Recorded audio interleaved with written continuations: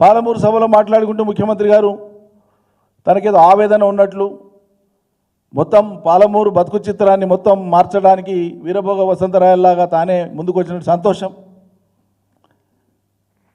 ప్రజాస్వామ్యం గురించి చాలా గొప్పగా మాట్లాడుతున్నాను. 2 వారాలకు కూడా కాలేదు కదా మీ సొంత ఊర్లో కొండారెడ్డిపల్లిలో మాజీ సర్పంచ్ 15 ఏళ్ళు సర్పంచ్గా పనిచేసిన 80 ఏళ్ల పెద్ద మనిషి సాయిరెడ్డి స్వయంగా సూసైడ్ నోట్ రాసిండు. ఎవరి మీద రాసిండండి? మీ కుటుంబం మీద, మీ సోదరుల మీద రాసి చచ్చిపోయాడు ఆయన. నిజం కాదా ఇది?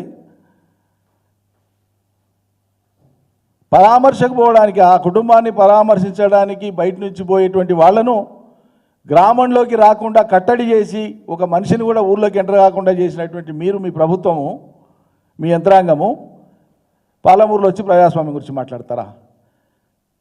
కొండారెడ్డిపల్లికి మాత్రం ప్రజాస్వామ్యం వర్తించదా?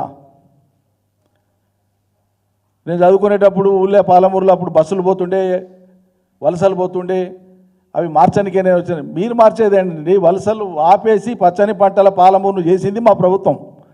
దానికి మీరు ఏం యాడ్ చేస్తారో చేయండి, ఎంత పెంచుతారో పెంచండి.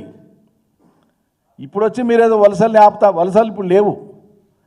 భారీ వలసలు ఎప్పుడో వెనక్కి వచ్చేసినాయి. పాడి పంటలతోనే పాలమూరు పచ్చగా ఉంది. ఉన్న పాలమూరు పచ్చదనాన్ని నిలబెట్టే పని చేయమంటున్నాం మిమ్మల్ని.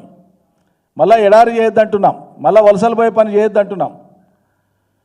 అయినా మీరు చదువుకునేటప్పుడు బస్సులలో వలసపోయినటువంటి కాలంలో ఉన్న సర్కారు ఎవరిదండి? మీ ఇందిరమ్మ రాజ్యమే కదా. మీ ఇందిరమ్మ రాజ్యంలో మొదలైన వలసలే కదా అవి. మీ కాంగ్రెస్ పాలనలో మొదలైన వలసలే కదా అవి. వలసల పరాకాష్ట, కరువు పరాకాష్ట, కరువు బీభత్సం ఎట్లా ఉంటుందో తెలుగుదేశం ఎమ్మెల్యేగా శాసనసభలో మీరు స్వయంగా మాట్లాడారు కదా. మీ తండ్రి చనిపోతే దినవారాలు చేయడానికి పోతే స్నానం చేయడానికి నీళ్లు కూడా గతి లేవు. ఉన్న కొద్దిపాటి నీళ్లు బోర్లలో ఉండే వాటితో స్నానం చేద్దామంటే బోర్ల కరెంటు కూడా గతి లేని పరిస్థితి కాంగ్రెస్ దాన్ని మాట్లాడింది మీరే కదా.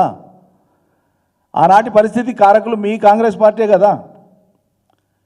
దానికి ఆ స్థితిని మార్చి తెలంగాణ తెచ్చి ఆ స్థితిని మార్చినటువంటి పార్టీని కానీ ఆనాటి ప్రభుత్వాన్ని కానీ తప్పుపట్టేటువంటి ప్రయత్నం ఇంకా చేసుకుంటూ ఎంతకాలం పోతారు?